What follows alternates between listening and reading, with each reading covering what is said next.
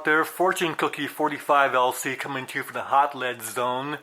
And I hope you guys are having a great Christmas and holiday season because it's coming on to us fast now.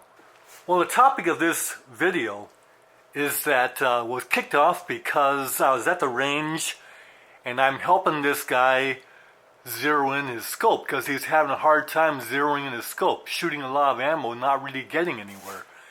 And looking at his target, and I think he got confused which way his adjustments were going because he was not getting it zeroed. So I went ahead and helped him zero his scope. Couldn't help noticing that his reticle was not level. When you leveled the reticle, the rifle was canted. Well, you can't fix that kind of thing at the range, so I didn't even bring it up. But the problems of that, of course, is that at longer range, your bullet is going to wind up yawing from side to side because the rifle's canted. So that's not what we want. Now, we're not going to talk about mounting the scope because there's a lot of videos on mounting the scope, and the systems that we have now are so good. They have torque wrenches that they go ahead and give you the Torx type wrenches to go ahead and secure the base to your gun. This happens to be a Thompson Center Encore in 460 Smith & Wesson barrel, and the barrel shoots real well, and so I wanted to put a scope on it. And this scope, of course, is a compact burst 3-to-9 power, so the size of it kind of really goes well with this carbine type of Thompson Center Encore setup. So I use the loophole quick detachable rings that go on this Warren base, and this whole rifle is all US made.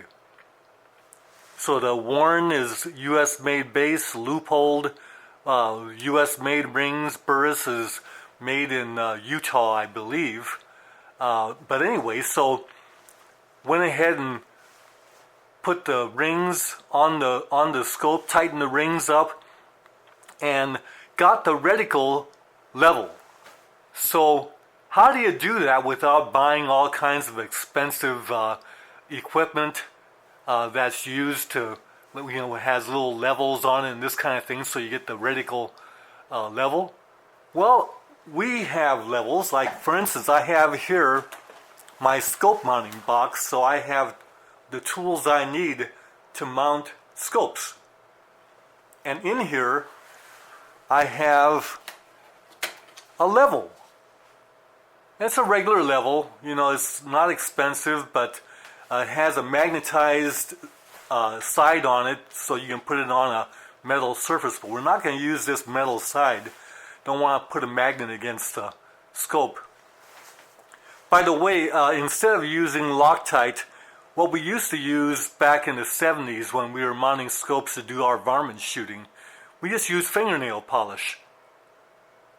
So you put your fingernail polish around your scope screws, your mounting screws, and then you tighten them down, and this will be a thread locker, and it's inexpensive. One bottle of that will last forever. I have a couple bottles here. Anyway, so the way you get your scope level is you look from above, and you want to make sure that the scope is squarely over the barrel. So it's centered over the barrel. Now, to verify this, make sure your rifle is not loaded, and you can look from the front and you can see the barrel and the scope above it, kind of like they're all stacked right on top of each other. The scope isn't off to the side, this kind of thing.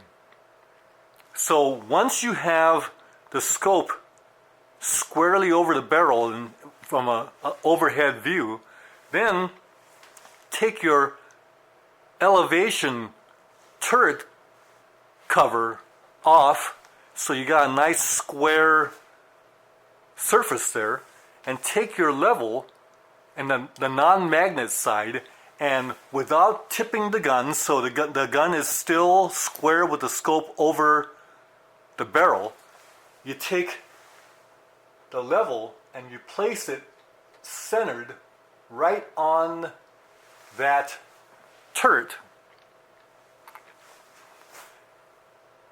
Now,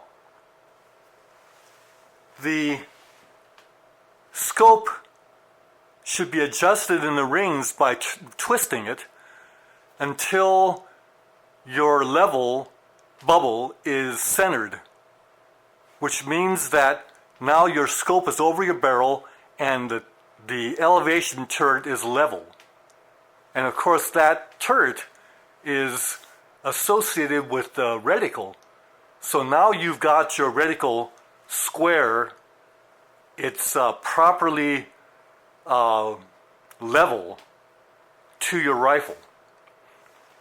Now you can't really view the buttstock because sometimes the buttstock has a little cant to it, and that can throw off your vertical if you're using a buttstock. What's important is the scope is squarely over the barrel, because that way you don't have any cant and any adjustments you make will be pure. Now, once you have the reticle level, according to the level, then you tighten all these screws down, maintain that level situation there. Then when you throw the rifle up to your shoulder, the vertical wire will be straight up and down, and your horizontal wire will be level to the horizon. By the way, the Caldwell lead sled makes an excellent mount to do scope mounting. A nice secure hold for the rifle. You can stuff rags between the buttstock and the little pocket back here to get a more secure hold if you like. But this Caldwell lead sled is also invaluable to do bore sighting. When you're ready to bore sight it and then be able to go to the range and get the first shot pretty close to center.